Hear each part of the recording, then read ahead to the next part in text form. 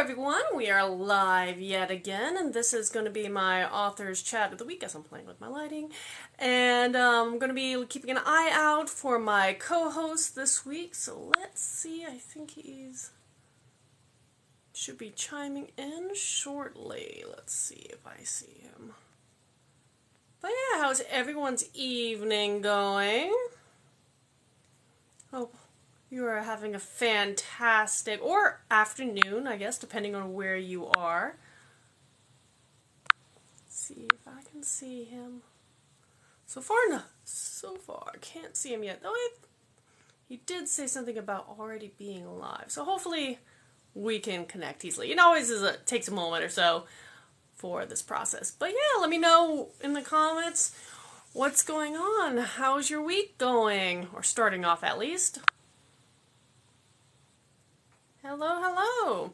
I was doing a impromptu live a little earlier today where I was painting miniatures. So far I don't see him. Hopefully he figures it out.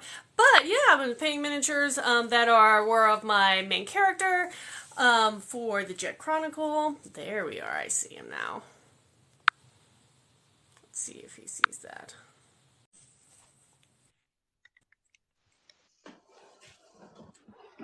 Hello, hello. Hello, how you doing? Good. I hear you. I don't see you live. I see your icon. Yeah, it's trying to get there, I think. It's okay. It always takes a moment to kind of figure this process out. Yeah, I don't know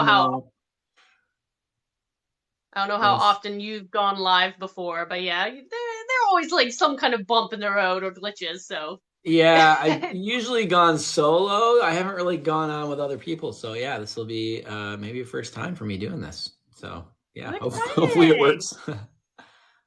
Exciting, yeah. I wish I knew I was better at technology to know. I think there is a trick to switch it over to see your face, but I'm bad at technology. Let me click it. Let's see. Oh, hit the camera button. How about that?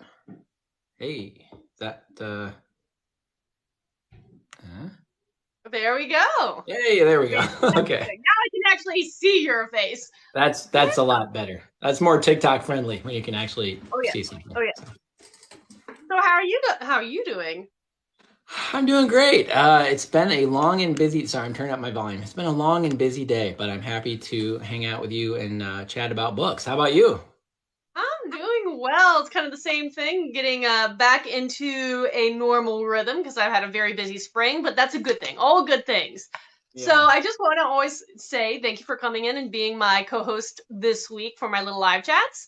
Of course. And along with that, how I kind of run them is I'll let you talk about however you like to present yourself as an author, do your spiel. You talk about your books, let us know a little bit about you, and we'll go from there. Cool. All right. Sounds good. So, for anyone who doesn't know me, my name is J Gabriel Gates. I am an author of, I think 9 of my books are published at this point in time. I was traditionally published, so I had 5 books traditionally published, and then I have 4 now that have been indie published. And I'm really loving that journey and loving the indie publishing process. I jumped on this app about in February of last year, so a little over a year now, and it's been super fun to connect with readers. I had books come out before TikTok was a big thing, so it's been really fun for me to be able to, connect with people. Also, just to throw a wide net about my background, I used to live in Los Angeles, so I was a professional actor for a while. I did TV commercials for years out there. I wrote some screenplays when I was out there that got optioned. None of them got produced, but what else? I have an MFA in writing from Spalding University, which is in Kentucky, and have taught writing also, just college level writing for a couple of years as well. So, Fantastic! You sound like more of an expert than I will ever be at this point. No, but you have got so many books out, and I've been reading one of yours lately. I just started The Claws of. Sora's Claws, yes. Yes. Okay. Yeah. Sorry. I was like, wait, I'm gonna get this. I knew I was gonna get it wrong. So, but I'm No worries. enjoying it. Wonderful job. So. Well, Thank you. Yeah, that was my debut book and the one where I kind of learned everything I needed to learn about, or, well, not everything. I'm always learning. It's always good to be continuously learning, but it's kind of how I got into the groove of writing. So you said you started off kind of with traditional publishing. Hmm. So how was that journey, and then what made you take the leap to do some indie, so to become like this, I guess we call them hybrid, is the term. Yeah. So it's interesting. I feel like I've kind of seen publishing from a lot of different angles. So my first book deal, I had written a couple of novels. I had done a little bit of querying, and then I got a book deal with HCI Books, who was the original publishers of the Chicken Soup for the Soul books. They're like a mid-sized publisher, and this is about 2009 or so. I'm dating myself here, but they were it was like YA was starting to be a really big thing. They're like, we want YA Mm-hmm. books. And so this woman who I pitched some TV show ideas with was connected with them, and she and I had come up with some ideas for TV shows, and one of them was about like a teen drama with kung fu, basically. That had been my idea. And so she was like, "Ooh, this would be perfect for what this publisher is wanting." So she called me up and was like, "Hey, do you have any interest in writing this series together?" And I thought, "Well, okay." So we pitched it to the publisher, and lo and behold, they signed us to write it. So I was in the really weird position of my first publishing deal and actually had not written the book yet. So, which is That's very, very really unusual. wild. Yeah, wild position. So now I'm like, oh, now all I have to do is write the book and make it great. So yeah, so I did that. So that was my first series. It's called The Tracks, and that came out. And then the publisher, I pitched my next the books that I had already written that hadn't been published yet, and they were like, oh, these are great. We'll publish these too. And so then those two came out. And then I got an agent who was with Janko Nesbitt, which is like a big literary agency and stuff, and worked with her to, just go through a revision of a book that I had, which is a YA horror book. And she went out and pitched it, and long story short, went to committee at a couple of publishers and just didn't quite hit at the right time, and so it didn't get a publishing deal. And then she left that agency, and so and so then I was kind of like, now I don't have an agent. So it just took me a long time out, and then I had kids. I was like a lot going on in my life, and I kind of continued to write throughout, but it was like figuring out, okay, how do I want to publish? Like how do I want to get back in there, and I did a lot of querying, got, like corresponded with a lot of agents and things like that, and just never got the right fit for an agent. And then so finally I was just like, gosh, maybe I should take the leap and do indie publishing, which, to be honest, I had been really kind of I was sitting on the other side as a traditionally published author. I really looked down my nose at indie publishing, because it was like, gosh, all these people are putting their books out. Like, I worked so hard to get noticed and get picked up and get this validation from the industry that they just don't have. And now here they are competing with me, so I was kind of like, ugh. So it took me a long time to kind of get over that. And now that I'm on the other side of it, I'm like, yeah, this is fantastic. I get to put my book out there, and I don't have to jump through the hoops of any gatekeepers, or, try to change my book to please anybody, or put it out on the timeline that anybody else wants, or put the cover on it that some other person thinks is the right cover. Having all that control, I love it. So, yeah, long-winded answer, but that's I know, kind of I love that. my journey. I am really interested whenever I meet an author who's either traditional published or hybrid, because that is foreign to me. And so I love getting different perspectives. And, you hear the whole gamut after a while. You hear some people who love being indie and some who don't. People who love going traditional and some don't. Everybody has their own reasoning, or you might enjoy both for different reasons. So I love that. I love picking people's brains. Yeah, right, absolutely. What was your journey? So you went self-published from the get-go for yours? Yeah, when I was writing A Stars Clause, and I, at that point, kind of where you started off with, was viewing, for whatever reason, I guess just the way we're taught, if you don't go traditional published, it's kind of a step down, which is not the Hmm. case. But so I Right. did query and everything, but I had no idea how to query. So I know in part I just wasn't doing that process correctly. So Mhm. that one didn't pan out to anything, and I was determined to publish regardless, and knew a couple people who were indie authors at the time and got some advice from what was available way back when. And so I know it's been changing over the years. Every year, every month, it feels like almost every day there's something new for indie authors, which is kind of cool. But yeah, so I went about this kind of a longer process trying to figure things out. Um, and I'm always the author. I will say straight up that I've done everything the wrong way first, so it's okay. Right. I've eventually got there, but it took me a while to finally figure out how to um, publish the book and then make it marketable and everything, and learning then how to proceed to go about producing a series. And it's a continuous process.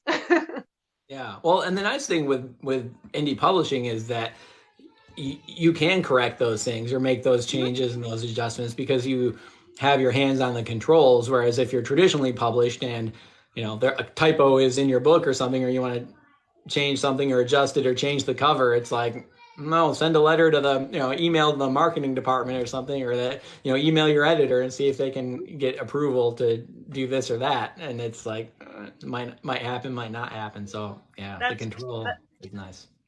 Oh yeah, very true. Have you adjusted anything after you released something with your indie books?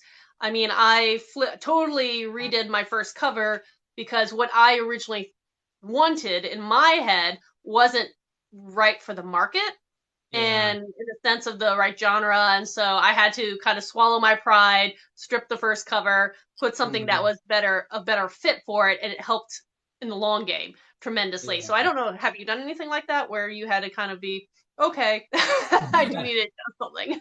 I haven't done that. Well, actually, no, I kind of did. I redid the blurb for book one of my Luck Gods series, um, and I guess I didn't really do a good job of pitching myself because I didn't talk about my books. So I will mention those. But to answer your question, I did kind of redo that blurb because looking at urban fantasy, a lot of them the blurbs are in first person, and my blurb was not. So I did retool that a little bit. I've played a little bit with A plus content on Amazon.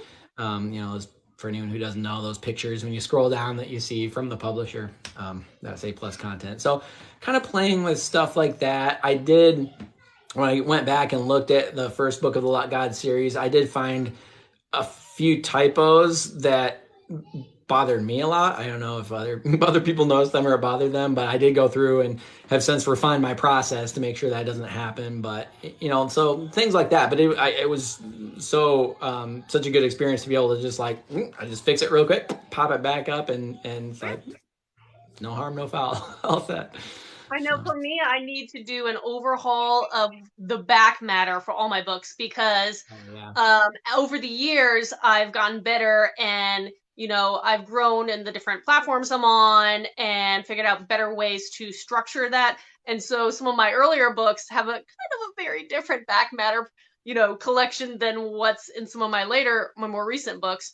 And so I kind of want to just go back and get it all uniform because I figured out, since initially publishing for print stuff, now I've learned how to embed QR codes for people so they can, quickly do that when they have a physical copy. And of course, adding and adjusting the live links are a little easier for ebooks, at least for me. But all this kind of stuff you learn. And so I know I need to do a couple updates on some of my books when I Yeah. have this thing called time that I don't have.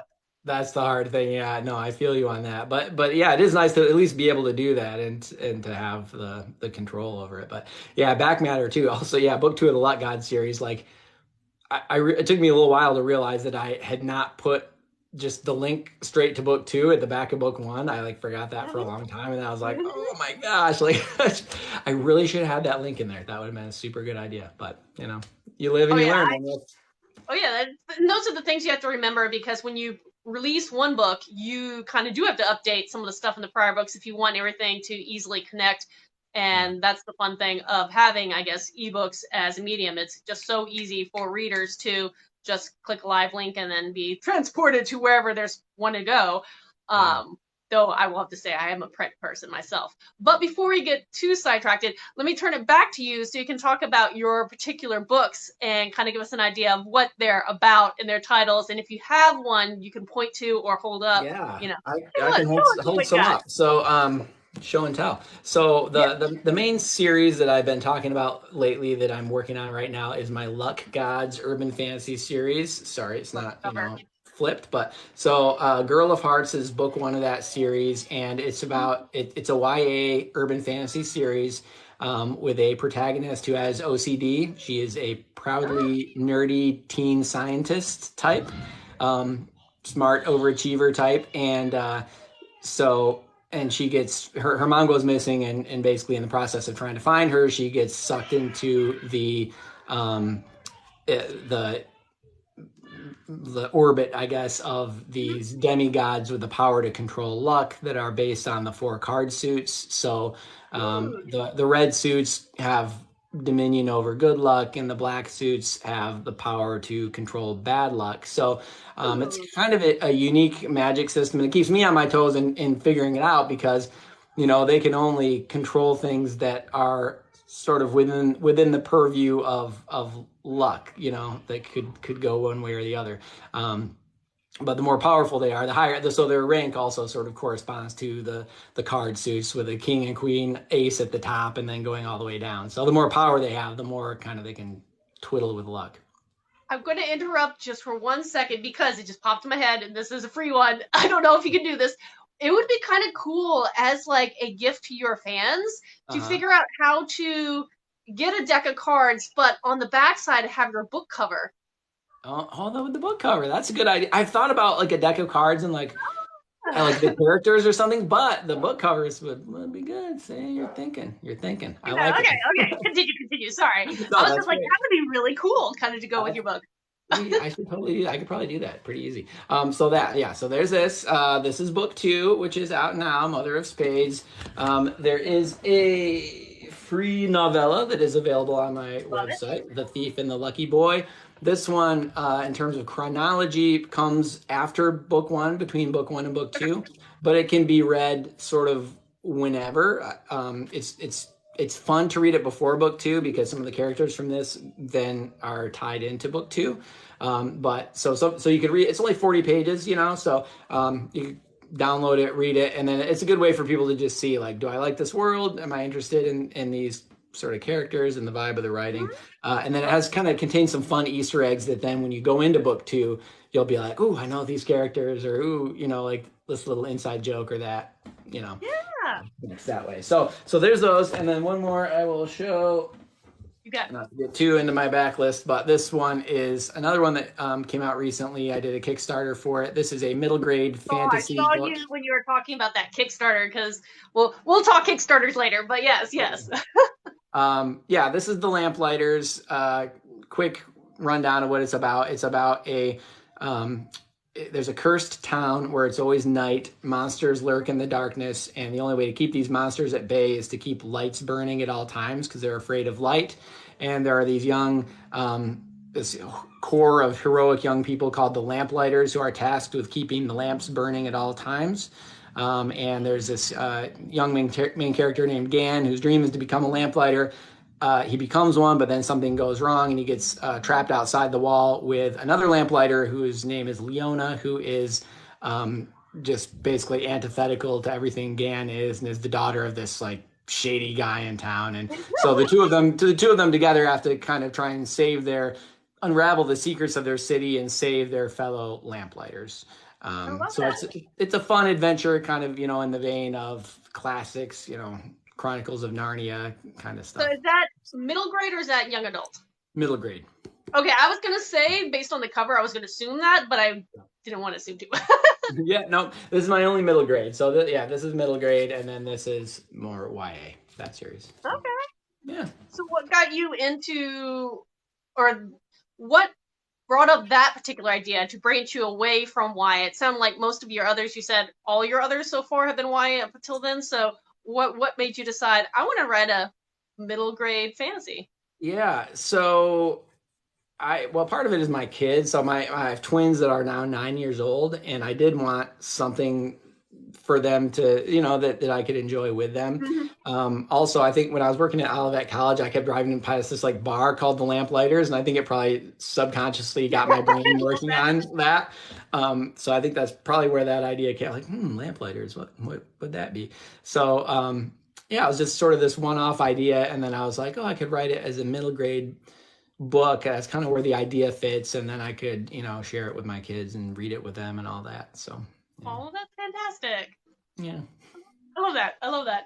Now, did you dedicate it to your kids, or who did you dedicate it to? Do you dedicate your? I don't dedicate all of them. Most of them have dedications. My Luck God series, I didn't dedicate to anyone. Really, I dedicated that to myself. So it's like, what? Yeah. It's like I've been working hard writing for a long time. So they're just mine. They're not dedicated to anybody. But yeah, it's to my twins. So yeah, fantastic. So going back to your card series, I don't know I can't remember the title. Sorry about titles. The Luck Gods series. The Luck God series. Okay, so going back to that one, I'm assuming you're going to try to write 4, or are you keeping it with a duology? Okay. Kind of have to write 4 because it's got the suits. So I have book 3. I will say I'm done with the first draft of it. So I'm. That's good. Yeah, that's good. So I'm a person. I have to do a couple drafts of it. So I will be. It's still a little ways from being completed, but I've got a cover for it, and I'm excited. It'll be cool. Now, do you use an editor, or do you just go through betas and stuff like that? Oh, my shirt is fighting me today. But do you use betas? Or I know. I have an editor that I work with, and then I do have just a few beta readers also that I will send it to. So. Okay, perfect. Yeah, no, I kind of do the similar thing where I, at this moment, don't feel like I need alpha readers, but I do enjoy, sending it to someone else to read or a couple people to read prior to the editor, the true editor itself. Yeah. And then, of course, you do the polishing, going over everything at the end too. So it takes so many layers. yeah, it's unbelievable the number of little things that sneak through. Like, actually, it's hilarious. I sent to my beta readers. So in this book, there's a character, Diamond Queen, who is the Queen of Diamonds. But I won't spoil too much about it. But anyway, so in this story, they're calling her, this is how like sleep deprived and tired I was, obviously, when I was writing this book, but they kept calling her like DC, like for short. And someone's like, one of my beta readers was like, why is it DC? Shouldn't it be DQ? And I was like, yes, it should. So like, it's like, that's like, and then I was like so embarrassed. I was like, that's literally the dumbest thing. Like, how did I do that? Just the sound of queen? Yeah, okay. Yeah, that's okay. I was like, that's pretty bad. That's pretty bad. But again, they caught it. That's the great thing about beta readers. They caught it. I was like, oh my God, fixed it. And then, I know it's one of those things that you get so close to your material that sometimes you don't catch, glaring errors or plot holes because you're filling in the gaps or it makes sense somewhere here. And then when someone else is like, yeah. No. Right. This needs to be checked. Oh man, that's funny. So how many beta readers do you use for your process? I only use a handful, so like really small numbers, but they're also people who I trust and have worked with for a while versus, if I don't know them or if I had to start a project and still trying to feel people's backgrounds, because some people come in and they're like, yes, I used to work in editing. Okay, well then you're probably going to be pretty decent. Other people are coming in that are like, we just love reading and we're here for you, and that's really nice too, but they may not catch all the details. So I'm trying to assess everything, and I don't want to have a huge beta reading group because that's so many voices, especially if someone's like, I love this, and then someone else is, I don't love the same thing, and you have to kind of muddle through that. So I prefer larger ARC reading groups and smaller beta readers. So how about yourself? Yeah, same thing for me. I've got just like, I think 5 readers on my betas, and they're just people who just really liked, book 1 of my series and were enthusiastic and were great about it. And that's kind of what I want for beta readers too, is just, like they get it. They're the people who are on your team. Because if you had somebody who was like just going to be critical of it, or, wanting to nitpick everything, that's not great. But also, like those core readers who really loved it, those are the people who you really want to make sure that you're not like pissing them off or disappointing them, right? If there's something in there, they're like, oh, this character did this and I did not like it. You're like, oh, okay, I want to know about that ahead of time, right? Unless that was the point. Unless it was the point. Unless it was the point. Yeah, definitely. Yeah. Yeah. No, that's really cool. So when you struck off and decided to become an indie, how did you start reaching readers? Did you jump on platforms or did you kind of what I did and take a couple years and wonder why I couldn't figure out how to do this? Yeah. I jumped on TikTok like right before, my book launch for that series, or like when right as I was going indie. So that timing was pretty good. So I felt like I was able to connect with a pretty core group of readers. And I'm definitely at the stage now. I also was not one of those people who was like, oh man, this video went viral and now my life has changed. It's been a little more of a slow burn on TikTok. I mean, I'm very happy and proud of all the connections I've made, but I haven't, sold 20,000 copies based off it or anything. So now I'm in the stage of like working on ads to kind of, scale up. The whole trick of getting ads profitable is kind of what I'm playing with, trying to get there, which is tricky with 2 books, right, of the series. Right. So, yeah, that's the hard thing. Is like for ads, like the rule of thumb is unless you have 3 to pitch, it's really hard. On the other hand, if you don't run them, it's hard to make sales. So what do? You're gonna wait till you write 3, and so it's that kind of like that weird catch. And for me, I had been working on Facebook ads for my series, but thankfully I had a couple that were a little longer. One was complete, and then I waited, and I just started testing out ads for my Jet Chronicles series, my Portal Fantasy, because I finally released the 3rd book. So I'm like, okay, we hit that threshold, but I don't know. It's always interesting. Algorithms changing, and for whatever reason, and it was just like all at once, all my ads just stopped working.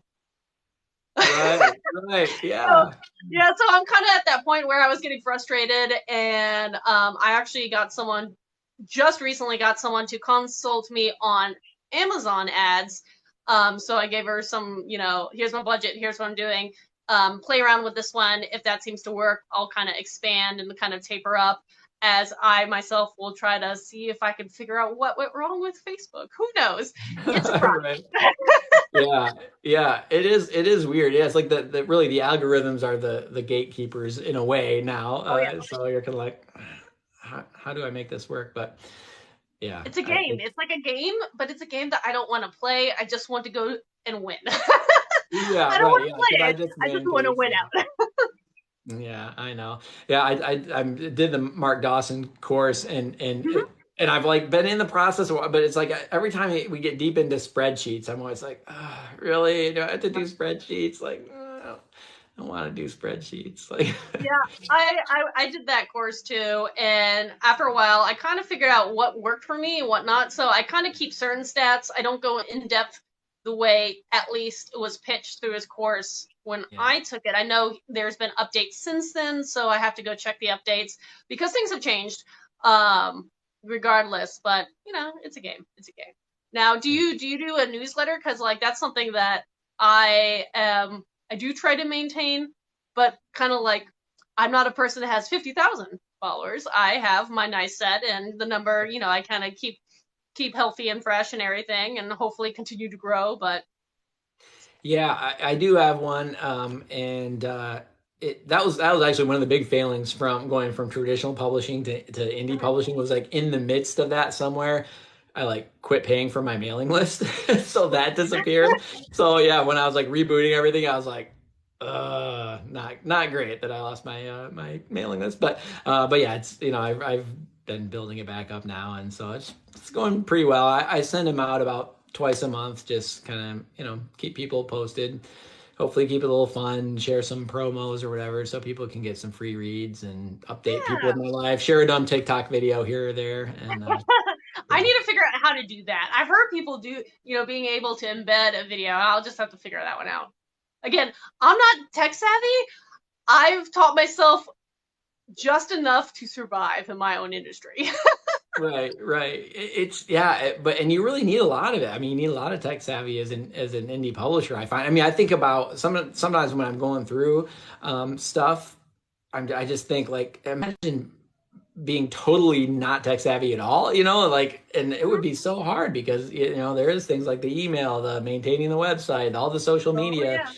and if you were like, no, I'm not going to touch a computer, it would be like, Good luck. I don't know. You would have to hire someone else to do it for you if you don't want to do it. Right. No, yeah, I can't imagine that, but it's one of those things, and it's kind of one of the reasons why I think I jumped on this platform late in the game was because I was just trying to manage everything else and try to always find a balance, and the idea of starting another platform was kind of like, nah. Of course, now it's all regrets because I was like, man, if I started earlier, I mean, because this is probably my favorite platform in the way to at least communicate with people, other authors and readers and stuff like that. Yeah, that I feel the same way, and I think so I had kind of when my books were first coming out, I was kind of a little earlier on in Facebook, and not in the beginning of Facebook or anything, but like it was like you could build up people a little more. So I built up like 1,000 followers on Facebook, and then they're like, great, but only 30 people are going to see your post unless you want to pay us. So I was like, all right, immediately like Facebook is not great. Twitter wasn't great. I built up a lot of followers on Twitter, but then it was the same thing. It was like, all right, but like wasn't really connecting with people on there, And That's a hard one. Instagram, That one I can't figure out as I well. can't do Twitter. Yeah, like Instagram, just not really got into. So yeah, I was like, but then I kept seeing people talking about TikTok, and what I was seeing is authors being like, gosh, I really would like to do TikTok, but I'm just not at all comfortable on video. And I'm like, well, I'm a huge ham and I used to be a professional actor. So I was like, I think I could do it. At least I'm not afraid to do it. So I was like, Yep. let's give it a shot, And then I was really, really found it amazing, the community on here, especially as somebody who, when my books were first coming out, just like the only way to connect with readers was maybe sit in a Barnes and Noble during a book signing for 4 hours and like talk to people who came through, and that is a grind. I mean, it's a fun way to connect with people and meet readers, but compared with like, oh, making a video, and if you get lucky, it'll go to 2,000 people who might like your book. Like that's amazing. And then you get to actually interact with them and connect with them. And so, yeah, I love it. I like it a lot. Yeah, I see. Also, I had a couple comments pop. Oh, a second one pop up. I always like to note the comments because when I repurpose this, next week most likely on my YouTube channel, where I add all your information below, people who come and view afterwards don't see the comments. But yeah, one popped up saying, yeah, always pick what works for you. And we have one that said we both seem great at connecting with readers on here. So, oh, thank you. Thank Compliments. you. I love that. We try, I'm sure. Well, yeah, I think we try. So tell me about your Kickstarter, because I ran my first one at the beginning of the year, and I think yours kicked off shortly after mine ended. So how did yours go? How did you like the process? Did you like it? Did you not like it? I liked it. I thought it went well. It's being an author. There's always comparisons. So didn't earn $40 million or anything, but nor did I expect it to. But yeah, for what it was, it worked well for me.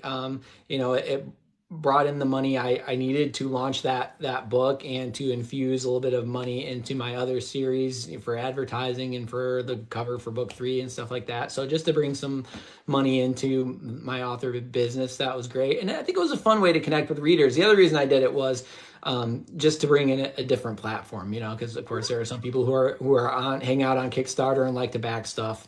And so I think, I did connect with some readers who I wasn't familiar with on there, or that weren't familiar with me. And then, it's a nice way to just generate excitement too, something to talk about, to just get people fired up about a new project. So from all those standpoints, it was successful. The only way I'd say it was less successful was it did take more bandwidth than I expected A lot away of energy. from a lot of energy. Yeah, compare like taking away from working on book three, because this one, like I cranked out, it came out, within just a couple months of book one, although I started it earlier, but then it really slowed my progress much more than I would have expected on book three, especially because the other book was already done. I mean, it was ready to go.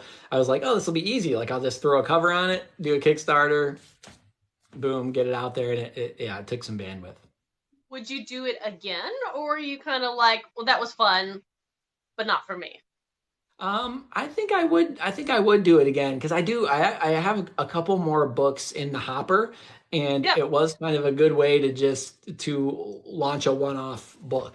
So I might do it. And what about you?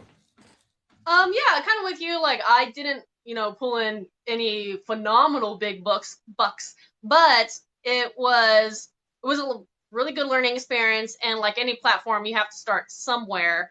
And I learned the tips and tricks of what kind of helped it make it be successful, and allowed me to fund some different stuff that I would not have done anyways, or without having that kind of funds come in, like character art and some other kind of fun things that now I can either already have for an upcoming Kickstarter, or I can switch over and potentially expand it to like maybe future merchandise or something like that. And so it kind of helped just feed the author game in different ways and allowed me to expand into new ways. Because for me, I was always going to publish the book regardless if it was successful or not. But it was just a nice way to, again, reach new people, get some new fun goodies out there, spread the word, like you said. And so, yeah, I think I would potentially, I would do it again, especially since I put all the effort and time and now have kind of the structure and outline, have a lot of the stuff already here that I can distribute going forward. So the next one should theoretically be more cost efficient and less time, theoretically. Right. But probably Well, and the I same think, level of stress. yeah. Well, and I think that Kickstarter, I believe, will market your new campaign to your people who supported the old campaign. So Mhm. theoretically, you could sort of build up from in that way, I guess. So yeah, Yeah, I'm interested to see what else you could do with that platform. Yeah. yeah, because I've the one who is my guru for that is AP Beswick on here, and like when he does them, but he did tell me something which made me feel better, because he was like, yeah, my first couple campaigns didn't were not successful, and we don't hear about them because they weren't successful, but he was like, Right. they were also for, I think, his other series too, Oh, but with that said, he was the one who was like, here's some tips and tricks and all that stuff. And so the fact that your first one was successful, give yourself some pat on the back, because not everybody does that. And so I was like, okay, that made me feel a little better. okay then, pat. I Yeah, think that's about good. that. But yeah, I mean, like anything, you have to start somewhere and just learn. It's all a Mhm. learning curve. Yeah, there you go. Literally, just that line popped up. It's all a learning curve. Yep. Yep. You got to jump in and yeah, give it a shot. So where did you get your idea for um your, well, I don't know why, it's something with shadows. I don't know why, I cannot remember it. I also am running on like no sleep, so I apologize. I But hear you. That's I okay. keep wanting Luck to say gods. like, sorry, yes, Luck gods. Yes. left God. So that one, you know, it's hard to say exactly the like moment the idea came to me, but it really had to do with playing cards, and it's something, even from a little kid playing a game of war.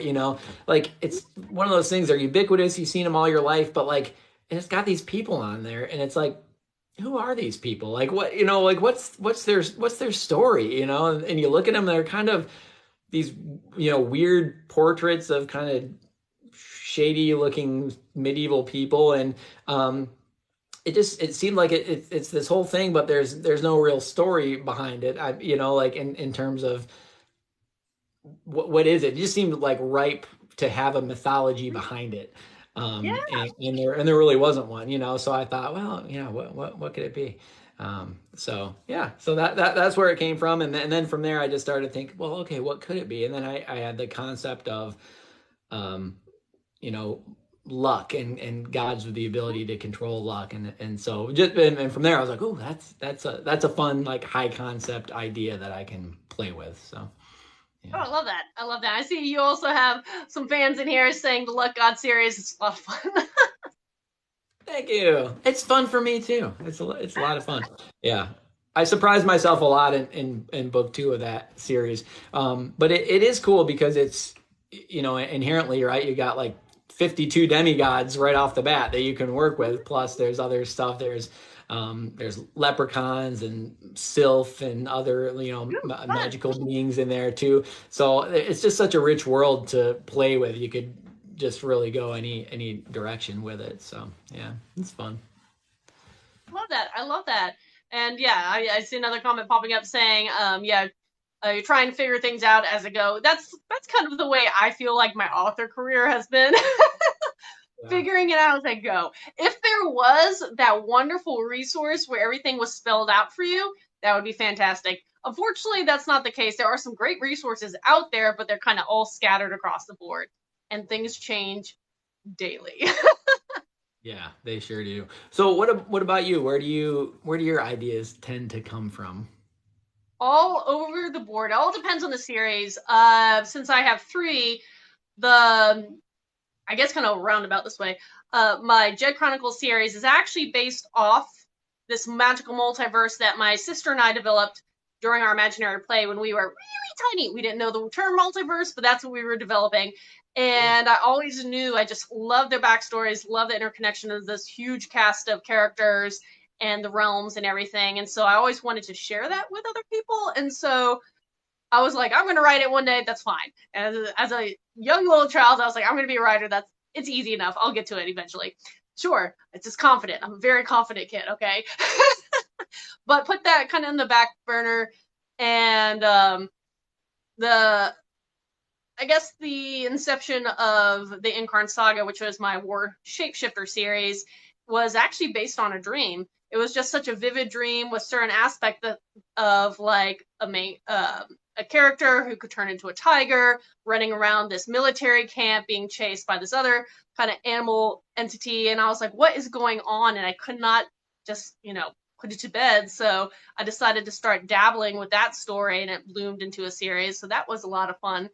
And then my love of mythology, especially when I was writing the Shifter series, I started delving into Norse mythology and dabbling with it and fell in love with it so much that when I wanted to challenge myself to write shorter works, I was like, I want to do something with novellas to see if I can not ramble on for hundreds of pages, So ended up creating my Viking series, which is a dark retelling of Norse mythology, starting from some really obscure myths. So just different areas. Everyone's different. But that's a fun thing about authors is your inspirations can vary as widely as the people who tell them.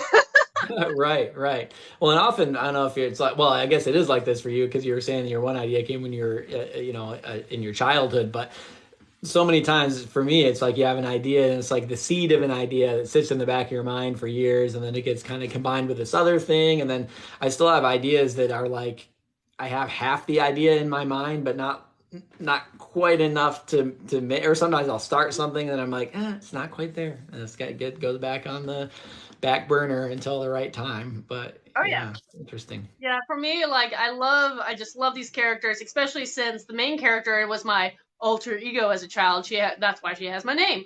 But and I wanted to do them justice, so it was nice for me to have another series to just learn the craft. Learn, figure out my voice, my literary voice, figure out how to write, who to approach to help me with different stages and everything. So by the time I got to these stories, everything went a little more smoothly. There's always bumps in the road, but a little smoother. Yeah, right, right. That's so cool that you wrote your childhood world, because I mean I definitely had that. That was like certainly a part of my origin story as an author, as well as being like 8 or 9 years old playing with my best friend, and there was like this forest behind my dad's condo, and he and I would go out there and spend all day long out there imagining, and I really it was all fantasy world, Lord of the Rings based stuff, different than that, but like building off high fantasy tropes, I guess. But yeah, really to me, like that imaginary world was much better and more interesting than the real world. So I definitely always had an affinity. I was like, no, like that's the real world. Like this thing right here is like, but like, yeah, that's the real world that I'm into. So I think, yeah, I definitely have carried that with me all along. And it's like, yeah, nice to have the power to create just more interesting, better worlds. So, Yeah, and you can always, if you ever are inspired to go back there, you can always update and adapt it too. Because that's kind of, obviously I had to do that because what I was developing when I was like 7, 10, 13 probably is not going to make much sense as a young adult series yeah, yeah, without some overhaul. But it's still kind of fun because keeping true to certain details and obviously the characters' relationships and the end game and the villains and all that kind of stuff. So that's always fun. I see some comments also popping up saying, one man's idea for a dog's dam, assuming that is your book, was from another book, but ideas come from anywhere: poems, stories, movies, and other stories. And of course, imagination can be the best. Well, I think, like, yes, and that's the thing is, meeting people who are very left brain oriented, so the mathematical, the scientific side, it has fascinated me how I have known a couple people that are like, I don't understand how people use imaginations. And it just weirds me out because I'm the total opposite. I'm always, yeah. I live a world of make believe, make money Hmm. off of it, which is Yeah. fantastic. Right, right. Yeah, I don't know. I can't understand people without imaginations, but I do think they're out there. Yeah. Yeah. It's interesting the comment about inspiration coming from other books, and that just makes me want to ask you, to what extent do you write to market or think about writing to market as you're embarking on a new series? Because you're probably in the 50 books to 20K, or 20, is it 20 20 books books, to 50K. I know 50K? what you're talking about. Yeah, thank Yes. you. One of those numbers. See, I love numbers, around not a thing. But you see stories on there all the time of like, oh, I was toiling away, and then I finally wrote to market, and now I'm selling all these books. But like, I feel like my ideas are never to market. So I don't there. know. What are your thoughts? How to what extent do you think about that? It would be easier. It would definitely be easier, and if I followed their philosophy a little bit more, it would also be advisable. It would have been advisable for me to have different pen names because I have different age brackets. Even though they're all epic fantasy, they vary from the darker side to the positive side in different ages, and so I Yeah. could have niched myself down, but I didn't want to. Um, Part of that, sure, is laziness. We'll go with that. It's just a lot to deal with. But with Yeah. that said, no, I have not written to market at this moment. I do see and understand why that could make you financially more stable earlier on, but I don't think that limits you, prevents you from being successful. It's just you're going to work that much harder and be aware. But Yeah. yeah, Yeah. I don't some of my stuff, they will have kind of the tropes or big archetypes or whatever that people want in there, but it just has to feel right for the story. I'm not going to force it. I am not a romance writer. In my fantasy, there is romance elements, but it's not going to be a full romance, and I know a lot of people like that. Because of that, I usually don't have some of those close proximity or other kind of tropes that people like Mhm. because it just doesn't make sense for my story. On the other hand, I have written about a love triangle, but it's not the main point. It's Yeah. there. So, how about Yeah. you? I mean, you said you weren't really into that either. Yeah, I'm right there with you. Yeah, yeah, it's hard for me to think in terms. I mean, I'm trying more to think about things in terms of tropes or just to be more aware of that. But yeah, the thing that I guess jumps off and gets me excited about something is not like it's rarely ever like, "Ooh, I'm so excited to write a book like this other book." It's always like, ooh, I've never seen a book like this, and so I want to write it, which is Yeah, like, exactly. it's like the opposite of good writing to market, but it is what like fires my engine. So I don't know what you And can do about and that. the thing is, again, the hard part of that is when people are like, "Well, what is it similar to?" I dislike that question because I am Yeah. bad at answering that question because I'm like, Right. And it really is. Yeah, that is a really, that question is very important for marketing. But I'm the same way. I'm like, and yeah, I'm always trying to keep reading, keep reading more and more in my genre so you can find those things. But yeah, I hear you. It's hard. You're like, no, I worked so hard to make this an original thing. So I mean, obviously you can't honestly say, oh, it's not like anything. Like, no, I mean, certainly it is like some things that are out there, but like I tried to make it its own thing, So yeah, it's tricky. Well, here's a question for you. Do you read in your genre that you write, or genres that you write in, or do you just read whatever? I mean, do you make a point to try to read within your genre? Yeah, I really tried to, but I mean, really given my druthers, I would read all kinds of stuff. I mean, I Mm-hmm. love to read horror. I do have a YA horror book, but I didn't point that out. But I love horror. I love literary fiction. I mean, I really love, you know, beautiful language and literary books. I enjoy reading that a lot. I do love certainly fantasy books a lot. Some right now I'm writing urban fantasy. Honestly, some more written to market urban fantasy doesn't always grab me. And I've DNF'd more books than I used to in the past, just and same with middle grade as well when I was trying to read more in that genre for the lamplighters and stuff like that. Yeah, some were great, some didn't grab me as much. So I do like to read broadly, but I don't know. I guess it's maybe I'm finicky. Maybe certain things can turn me off. I mean, I can enjoy a well written book of any genre, definitely. But yeah, I don't know. It has to grab me. What about you? I understand.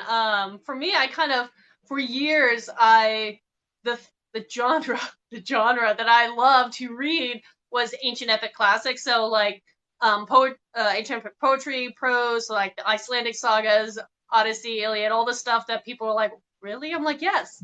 That was what I wanted to read.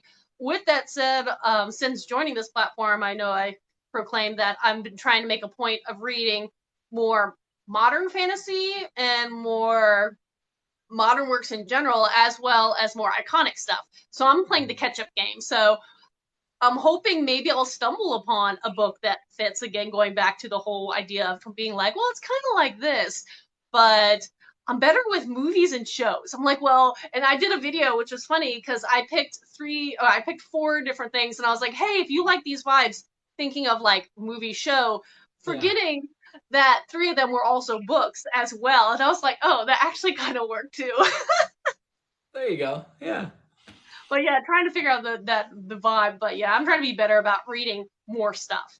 So yeah. that's why anytime I jump on lives, I always ask them, be like, hey, if you have a book recommendation, let me know. Hmm. I will try to remember to write it down. And as always, I forget to keep a notepad next to me when I sit down.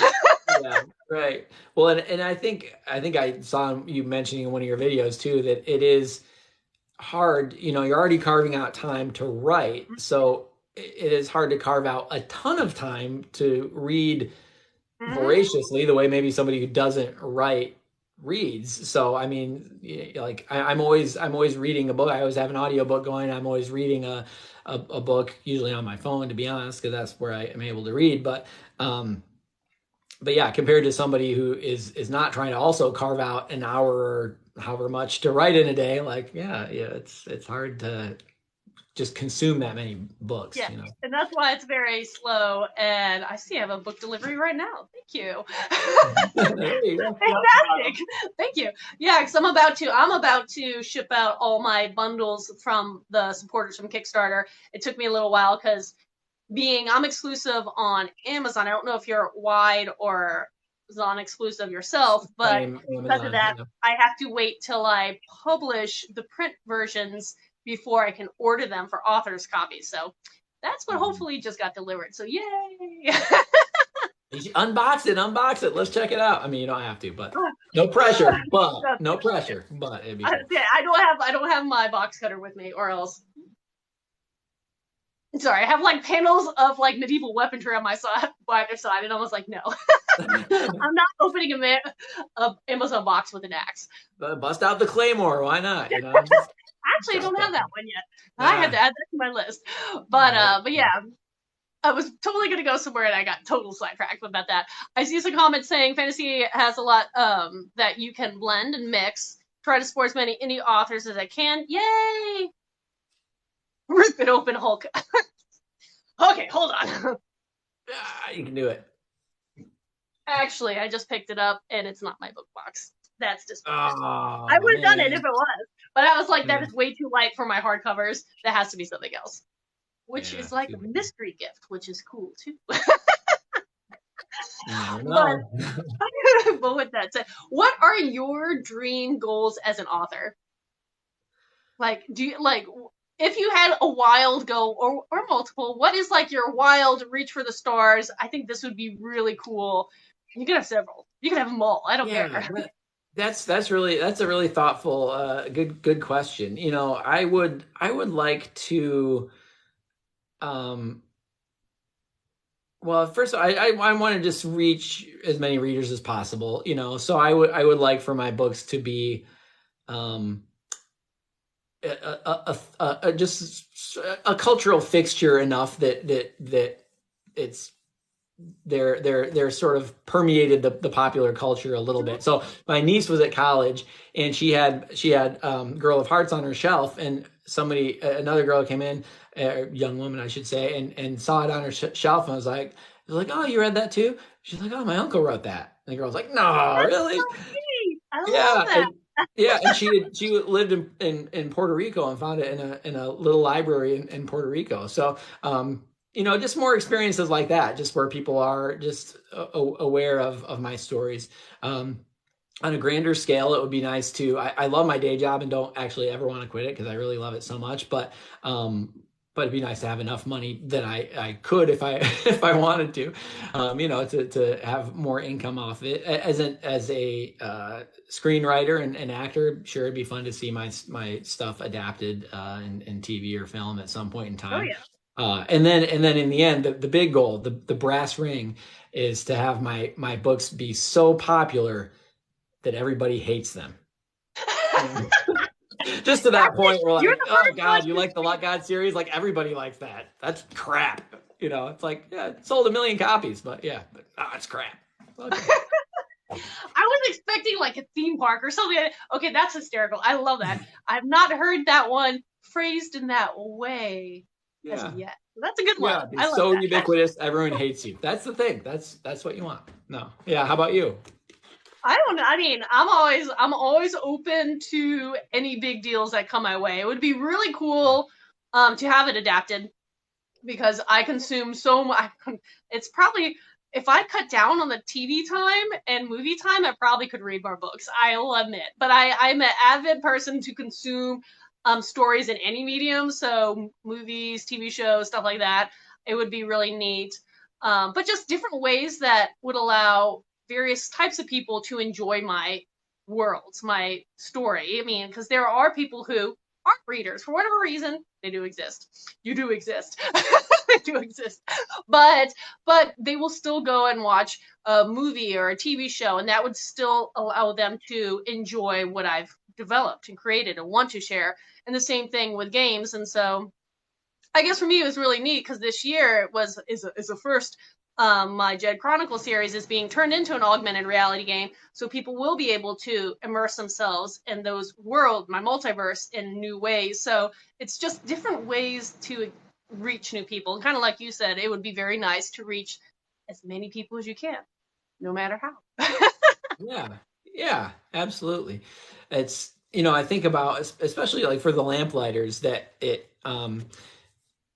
like it's a fun adventure. It's definitely it's got magic and fun and all that stuff, but it also has um you know, some interesting themes in there about you know, sacrifice and what is a valid sacrifice to make for society, and sort of like toxic nationalism themes like that are kind of in there as well, that, you know, and just the idea that it would somebody would read that and it would cause them to think a little bit or examine their own values or shape the way they think about information that comes into their life and their own values is cool too. So I mean, I think that's the other thing about just having your books in front of more people. It's just a way to make people reflect on life and their relationships with the world and with other people. And if you can pass on a little piece of your self and your hopes or your thoughts, like that's pretty cool.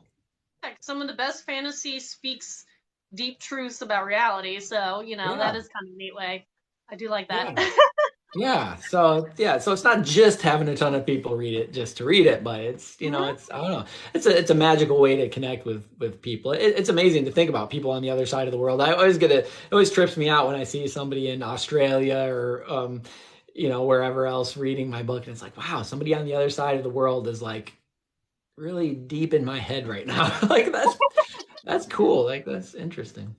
Now, do you ship out signed copies yourself? And then if so, you ship them worldwide? Because that's one thing that I want to be able to do, but the shipping costs, I have to figure out how to wrap my head around once it gets beyond the borders of the US. Yeah, I do. I have an Etsy store where I will ship books within the US, but I have not figured out the shipping overseas thing. In fact, I had somebody support my Kickstarter who she bought it and then she was like, oops, I realized, and she bought a whole box of books, but she was like, oops, I realized I'm in the UK and I just, realized that you said only US. And I was like, well, maybe I'll ship it to you anyway. Let me just check it out. And it's going to be like $90 to ship it to her. So I was like, sorry, here's your refund, right? I mean, it wouldn't have made sense to ship them. Yeah, so I'm about to do that. I did open up my Kickstarter for worldwide distribution, so we'll see. I know some of that will eat into, the earnings. On the other hand, it's a way because I don't regularly ship out beyond US. I just wanted to try to reach some new people that way too. But it's a trick. It's a trick. Yeah, I mean, it's great it's an amazing thing to connect with people worldwide. So I wish I could have done it, but I'm also glad that I didn't just blithely say like, oh yeah, I'll ship a big box of books anywhere in the world. Because now that I know how much it is for that particular package, I was like, oh, but it was a bigger one. So yeah. It's hard when people ask and just inquire and say, hey, checked out your Etsy and can you do that? And I'm like, well, here's the honest truth. It's haven't figured that one out yet. Yeah, right. Wish I could.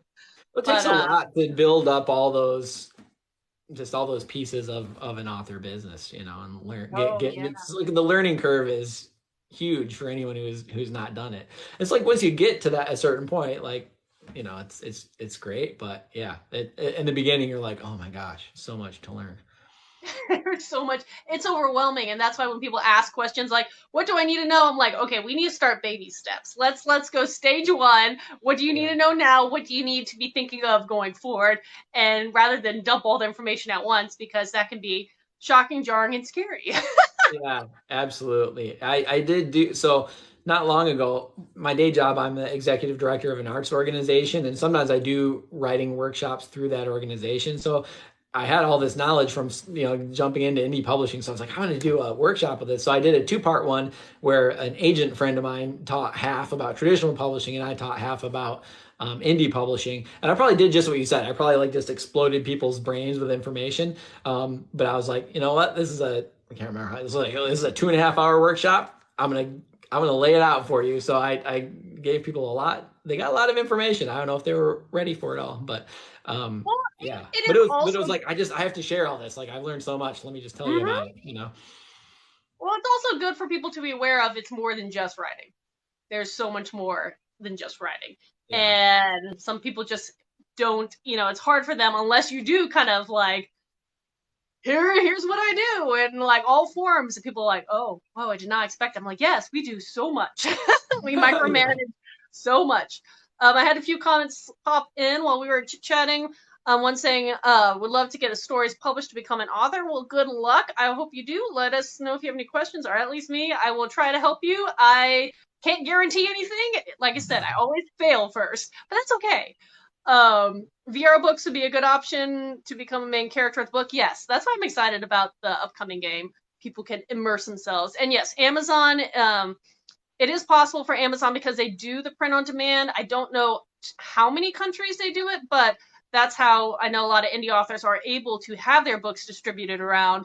And I know a lot of people are moving to the signed book plates as a way to have people get a signed book without getting a signed book, if that makes sense. Which I don't know if you've ever considered the signed book plates. It's another step that is something I want to try, maybe by this late summer, is kind of get some of those out there and distribute. Yeah. I got as far as designing an actual book plate, but I did not get the stickers printed. So that's how far I am with it. We're the same step. I got the sticker paper, but then my printer broke, and I just really need to find time to get a printer so I can test it out and see if it works. Yeah, right. So yeah, all those little things. It's like it's not what you imagined when you thought about Hemingway sitting there typing away in his study. That was Hemingway never had to deal with the printer stuff. So times have changed for sure. So since we've rounded the hour, which is fantastic, I mean, it always goes far quicker than I always think. I do always want to make sure I ask a couple important questions. One, for anybody who's listening, do you have a website? What platforms are they on so people can continue to follow you and find you and learn more about you as your writing progresses? Yeah, sure. Yeah, so I have a website. It is jgabrielgates.net. We're on TikTok right now. Of course, you can always go to my profile. My website is, I have a link tree that has links to many of my books on Amazon. You can go to my website from that link. There's a subscribe button right on my profile. You could click on that and sign up for my email list and get a free copy of The Thief and the Lucky Boy. So you can see if you even like my books at all and if they're your kind of vibe. But people really like it. It's a fun, quick read. So so you can find me on there. In terms of social media, most of my time I spend on TikTok, but I'm also on Twitter and Facebook and Instagram. So come find me. Let's hang out. I'm very accessible. Feel free anytime. Shoot me a message or leave a comment, and I try to get back to everybody. And I'll post them below once I put this on YouTube so people can find it and easily click and follow. So all good things.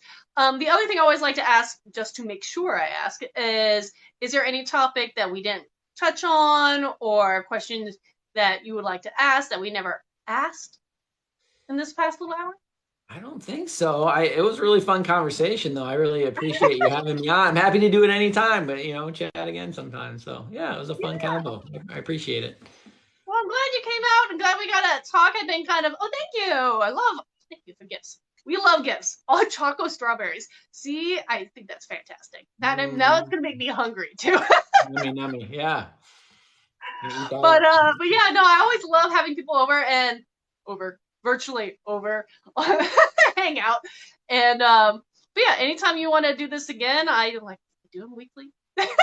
Yeah, I'm here. I'm always popping up.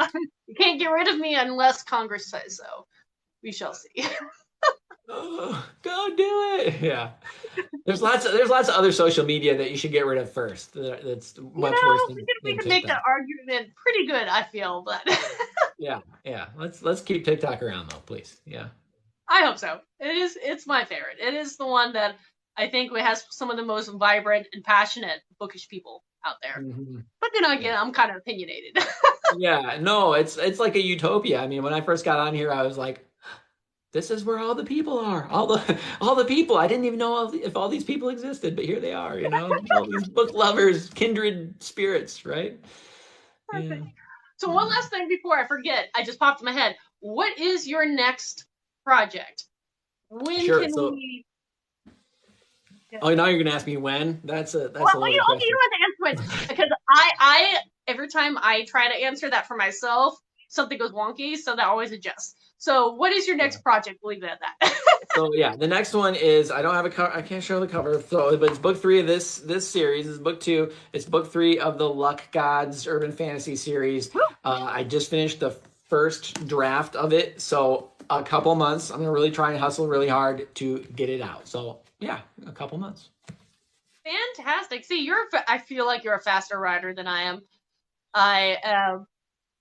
it's always interesting for me because I do the roundabout way where I'm working on different books at different stages. So it looks like I'm turning a book quickly. I'm not. I'll be honest. Well, that's a special talent of its own, though, that you're jumping back and forth among multiple books. I mean, that's a challenge too. I mean, normally in my natural state, I would be a quick writer, but I got three little kids running around. I've got a busy job. I'm on city council for my small town I live in, so I'm like spread pretty thin.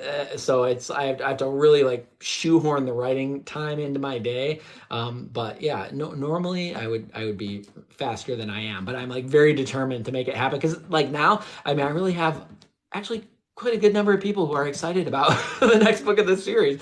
So I'm like, oh my gosh, people are actually excited and waiting for this. So it's like, I better finish it. So I will finish it. Yeah. Hey, that's good. And for anybody out there, including yourself, who is having an entirely separate job, having kids, involved with other things like you are in your community, and still finding time to turn books out and publish them, that's amazing. I remember when I was doing it. I'm glad I moved on. But it is such an impressive thing when you hear that. So it does not happen by accident. It definitely takes some effort. Yeah. Yep. And you should love and enjoy every step of the way. Yes, yeah. I'm trying to. As you said a little early on, sometimes you just have to dedicate a book to yourself because you earned it. That's yep, exactly. Yep. Well, thank you for coming out. And before my voice gets too scratchy, because it's usually between like an hour and a half or hour and a half when I start losing my voice, and it sounds really weird. Yeah, but it gets there. But thank you. And like I said, anytime you want to do this again, just reach out and say hi. Yeah, let's do it for sure. Great conversation. Thank you. Thank you. And everybody who's listening in and chiming in, thank you so much. Talk to you all soon. Bye. Bye.